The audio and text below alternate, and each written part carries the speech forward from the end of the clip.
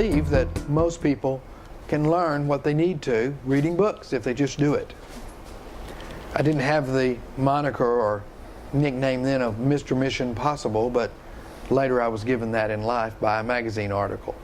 My competitors used to say that one of the things that made me different than everybody else was I kept shooting the gun. Everybody else would shoot the gun and lay it down, and I would just keep shooting it.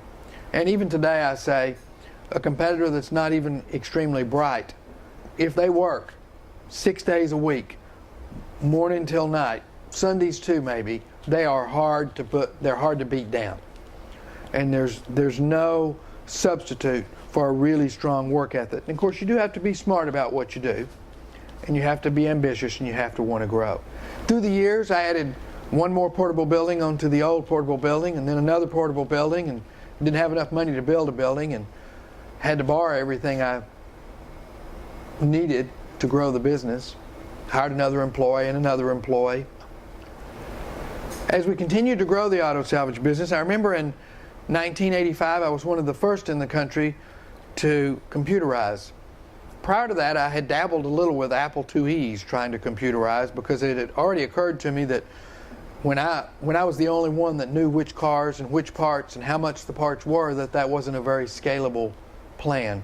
We used a card file system where we made cards out on the cars with the parts and the prices and so on, so that salesmen could go to the card file and pull a card and give somebody a price. But it was clear that computers were the way to do that. And we tried daisy chaining some Apple IIe's and spent quite a bit of money, and it was okay, but it was clunky and slow, as you can imagine by today's standards. But in 1986 I put in a real computer, and it was wasn't really a microcomputer or a mini computer. It was one step above that. I forget even who it was called, who it was built by, but it was called a PDP. And I became the largest user of that computer in the auto salvage business. There was a new company that had been formed that wrote software for auto recyclers, and we had 128 users, which was the most you could put on that type of computer. If you want anything else, you had to go to what was called a mainframe then. We continued to grow and added more locations and added more people through the years. We did a private stock offering to recapitalize the business and make it bigger. We had 6 locations in Houston and Austin and San Antonio, South Tarrant County and Kennedale, and which was pretty unheard of back then. Not very many salvage yards weren't thought of as a very professional kind of business, really, and they certainly weren't thought of for extreme success.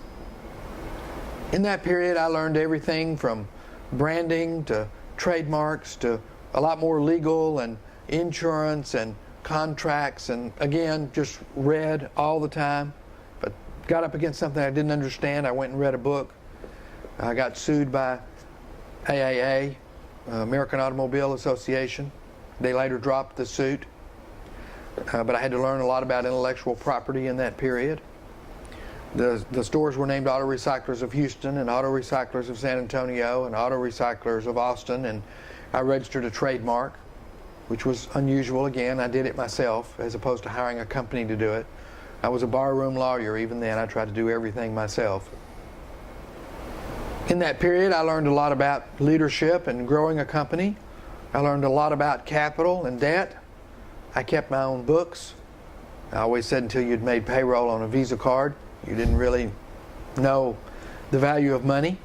But again, never had any money, was growing like a weed and always had a need for more money, so was always borrowing more money.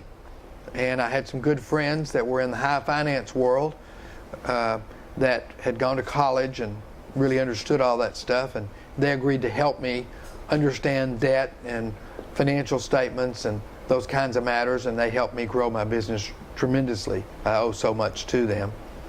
And I borrowed some money from my lawyer, and I borrowed some money from my accountant, made sweetheart deals with them, made them very wealthy, but I needed money to grow. And I remember in about 1987, the Matco toolman was going to buy into my business for $20,000. I was living in a mobile home then. He was going to give me $25,000, 20 or 25, I forget, for half the business. And on the day he was supposed to give me the money, he changed his mind. And I'm so grateful because to this day I'd have probably had that partner and he would have never worked like I worked. But I was living in a mobile home and I had no idea what that much money might look like. I still wasn't really interested in girls. I dated some. I had bought a trailer park. I remember the girl I was dating told me if I bought the trailer park she was going to leave me because I already worked too much, and I bought the trailer park and she left. I grew the business to about $15 million in sales, 150 employees. We capitalized it in 1998 with a private stock offering. My first, I was fortunate. I overfunded it in a few weeks, raised $1 million. And in 1999, Ford Motor Company came along and had decided they were going to buy auto salvage yards, and they bought mine.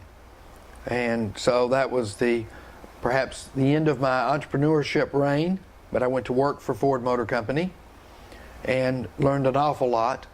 And needless to say, I took that money and leveraged it into many other things.